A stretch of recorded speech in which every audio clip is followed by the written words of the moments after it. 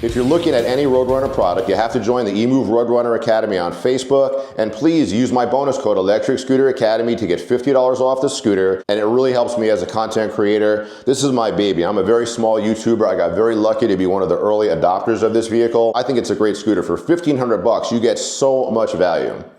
What is happening, fellow pioneers of human transportation? I'm Yogi Steve, and you're watching ESA, the Electric Scooter Academy. Thank you for joining me again. Exciting times. I have a brand new scooter, the EMOVE Roadrunner V3. So this is going to be sort of an unboxing. Even though I've already unboxed the scooter, I actually already have 100 miles on it. I'm not going to fake taking it out of the box. I was thinking about doing that. The scooter has 100 miles on it. I'm going to tell you all the details that have been released on it. I'll tell you everything that I know about it after driving it for 100 miles. And I'm going to give you a very good close-up look at the scooter. If you want to learn more about this scooter or any of the Roadrunner line, right now we have the EMOVE Roadrunner Pro, the big version that goes 50 miles an hour. The EMOVE Roadrunner V2 is still on the market, and the Roadrunner V3, this model here. If you want to learn more about these scooters, you 100% have to join the Electric Scooter Academy on Facebook. We almost have 5,000 active members on there. That's a place for you to share your problems. If you have any problems with the scooter, that's a place to share your brags, your modifications of your scooter. If you're pumping yours up, if you're making it faster, if you're improving it in any way. Any question about the line you can find there. If you're lucky, Melvin, the owner of the company, will sometimes answer your questions and help you out. That group is exclusively run by owners of these scooters. I don't really participate in that group so much. I really just let the owners of the scooters answer questions about these vehicles for you. Now that being said, I've put a lot of miles on these scooters. I have 2,000 miles each on my Roadrunner Pro and my Roadrunner V2. And now I have 100 miles on the Roadrunner V3. Again, thank you, Melvin from Vora Motors, for making me one of the first persons to have one of these Roadrunner V3s. So what's the difference between the version 2, the Roadrunner V2, and the version 3? So I'm just going to go over it by eye, a piece at a time.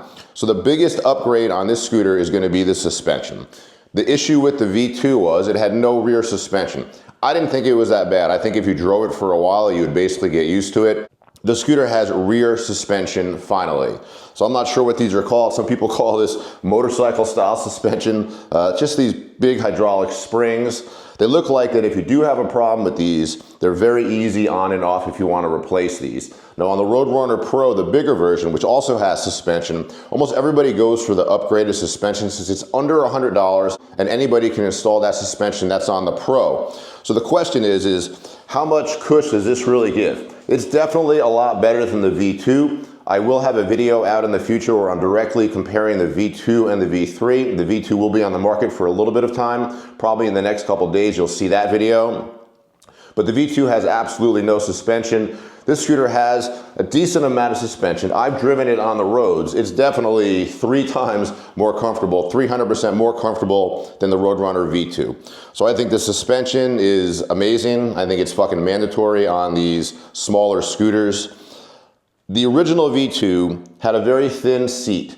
The second version of the V2, I know it can be a little confusing, had this seat. So to me, this is a very upgraded seat because I've been driving around on the V2 first version. I haven't been driving around on the new V2 because I got one of the first V2s, but this seat is freaking amazing. The seat itself does give you some suspension. Now, another difference with this scooter is the way the frame is wired.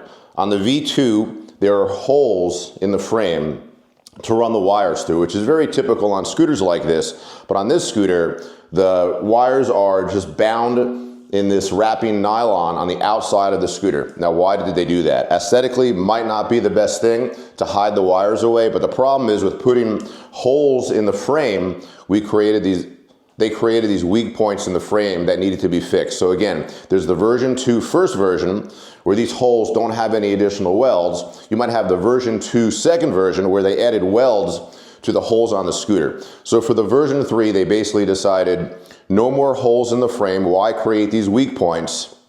Let's just run the wires on the outside of the bike, make it as tight as possible, make it as clean as possible, and I think it's fine. It's just one big thick like nylon casing for all the wires.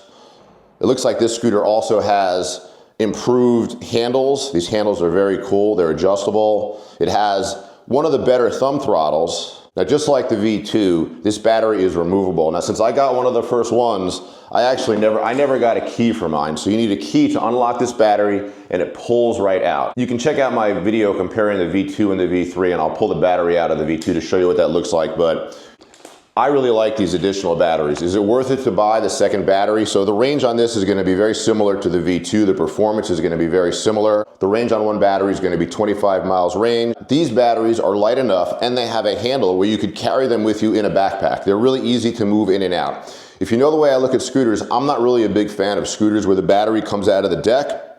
I think it's a mistake to be constantly plugging in and unplugging wires of the battery. So I don't really like typical removable battery scooters. And I also don't think you can even carry around one of those giant 40 amp hour batteries. There's a much smaller 52 volt battery, not sure of the amp hours, but it gets you a legitimate 25 miles range. If you carry both batteries, you'll get 50. Another big upgrade on the V3 is that this scooter has pedals. Now listen, I live in California where we don't need to hide from the police so much, or at least in LA and Hollywood. Cops don't really bother us too much, but I think in other states, maybe in other parts of the world even, the police will accept this as sort of an analog pedal bike if it has pedals. Now, does this really protect you from the law? I'm not really sure. Again, I'm a Californian. They let us drive as much as we want, but this scooter has pedals. The pedals work, but I think they're really more an aesthetic component. I know Voro Motors is going to be making more videos on the pedals. The pedals are not that important to me, so it's really hard for me to push them on you, but maybe you live in a state where they're extremely strict on these types of bikes and you need to have pedals. That's why you've got scooters like the Super 73, which are very, very popular. They have pedals, and I almost never see anybody pedaling them. They're almost always on the throttle. So pedals for legal protection in your state, if it is a strict state. I guess it's a good thing to have if you're stuck somewhere and you run out of battery and you need to pedal your ass home. Me personally, I never want to pedal. I think it's a big problem if I'm pedaling myself home. Now, we can look at the specs for performance. I think Voro is rating this with a little more range and a little more top speed than the first version. I'm not really sure of that. My own experience is that I can definitely get 25 miles from this battery. I've already done a couple of delivery shifts and really maxed it out. I'm actually going to take it out today and do a delivery shift. And then, to be honest, I'm taking the pedals off. Another cool thing about this scooter is you can remove the pedals and put on pegs. I'm actually going to do a delivery shift today with the pedals on, really just for the video. Then I'm going to pull the pedals off and I'm going to put on standard pegs. Again, I don't need pedals here in Southern California. So how fast is this scooter? I've been driving the V2 forever. Like I said, over 2,000 miles. I have 100 miles on this scooter, and the first thing that I noticed is it's way, way faster when it comes to acceleration from zero. Still, I would say that same top speed. I think Voro is saying this is going to get 36 miles per hour. I've gotten it to 34 or 35. Now keep in mind, on a scooter like this, once your battery gets lower, once you're 20% into your battery, you're going to lose top speed. This is standard for almost every scooter on the market, definitely standard on this scooter. So yes, it does go 34, 35, maybe 36 miles per hour, but I would look at it as a 30 mile per hour scooter. You can be at 70% battery, you're still going to get 30 miles per hour, maybe at 50% battery and lower, then you're in the high 20s, but I generally look at it as a 30 mile per hour scooter, which I think is going to be fast enough. I don't know how they have this scooter dialed in, if they changed the BMS, the controller for the scooter, but the acceleration of this thing is crazy. I'm not going to show it to you right now, but the tires on this thing skid. The tires on this thing skid if you hold it in place. So somehow they have this scooter dialed in to have way, way, way more acceleration than the V2. It is pretty freaking fun, and I don't anticipate them having any trouble with the motors, with the battery, with the controller. I think it's a very similar internal setup to the V2, just with these external modifications, the shocks, the pedals. But so far, my first 100 miles, I do really like the scooter. So coming soon, there's going to be a V2 versus V3 video. I'm going to do that. I'm going to do tons of delivery videos on this scooter.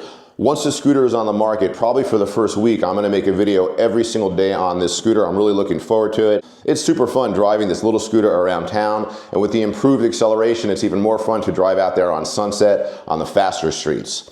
Friends, that's the EMOVE Roadrunner V3. I hope this video helped you make your decision as to whether or not you're going to get one. Join the Roadrunner Academy. Use my links. Use my bonus code ELECTRICSCOOTERACADEMY to get $50 off. I really appreciate your support. I'll see you on the road. Wear your safety gear and ride safe. Thank you very much.